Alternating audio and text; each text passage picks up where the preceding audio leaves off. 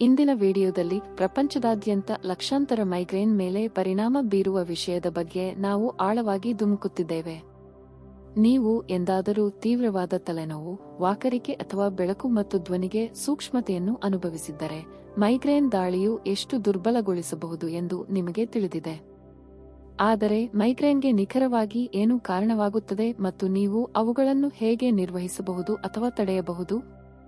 ನಿಮ್ಮ ಆರೋಗ್ಯವನ್ನು ನಿಯಂತ್ರಿಸಲು ನಿಮಗೆ ಸಹಾಯ ಮಾಡಲು ನಾವು ರೋಗಲಕ್ಷಣಗಳು, ಪ್ರಚೋದಕಗಳು ಮತ್ತು ಪರಿಣಾಮಕಾರಿ ಚಿಕಿತ್ಸಾ ಆಯ್ಕೆಗಳನ್ನು ಅನ್ವೇಷಿಸುತ್ತೇವೆ. 4. ಶುಂಠಿ. ಶುಂಠಿಯು ಉರಿಯೂತ ನಿವಾರಕ ಮತ್ತು ನೋವು ನಿವಾರಕ ಗುಣಗಳಿಗೆ ಹೆಸರುವಾಸಿಯಾಗಿದೆ.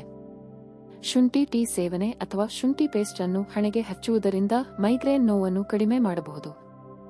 3. ಶಿರೋಧರ. ಶಿರೋಧರ ಒಂದು ಆಯುರ್ವೇದ ಪರಿಹಾರವಾಗಿದೆ. ಇದು ಹಣೆಯ ಮೇಲೆ ಬೆಚ್ಚಗಿನ ಮೂಲಿಕೆ ಎಣ್ಣೆಯನ್ನು ನಿಧಾನವಾಗಿ ಸುರಿಯುವುದನ್ನು ಒಳಗೊಂಡಿರುತ್ತದೆ.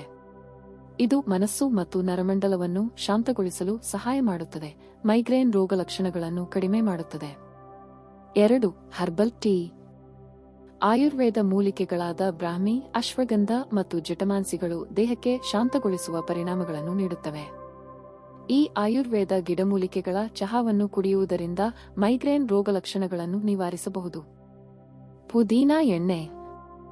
ದುರ್ಬಲಗೊಳಿಸಿದ ಪುದೀನಾ ಎಣ್ಣೆಯನ್ನು ಹಣೆಗೆ ಅನ್ವಯಿಸುವುದರಿಂದ ತಂಪಾಗುವ ಸಂವೇದನೆಯನ್ನು ನೀಡುತ್ತದೆ ಮತ್ತು ಮೈಗ್ರೇನ್ ಸಂಬಂಧಿತ ನೋವು ಮತ್ತು ಒತ್ತಡವನ್ನು ನಿವಾರಿಸುತ್ತದೆ. ಮೈಗ್ರೇನ್ ನಿವಾರಣೆಗೆ ಆಯುರ್ವೇದ. ಆಹಾರ ಮತ್ತು ಜೀವನ ಶೈಲಿ. ಸಮತೋಲಿತ ಆಹಾರವನ್ನು ಸೇವಿಸಿ ಮತ್ತು ಸಕ್ರಿಯ ಜೀವನ ಶೈಲಿಯನ್ನು ನಡೆಸುವುದು. ಅನಾರೋಗ್ಯಕರ ಜೀವನ ಶೈಲಿಯು ಮೈಗ್ರೇನ್ ರೋಗಲಕ್ಷಣಗಳನ್ನು ಹೆಚ್ಚಿಸಬಹುದು.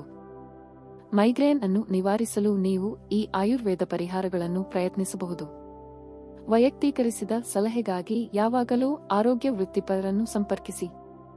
ವೀಕ್ಷಿಸಿದ್ದಕ್ಕಾಗಿ ಧನ್ಯವಾದಗಳು.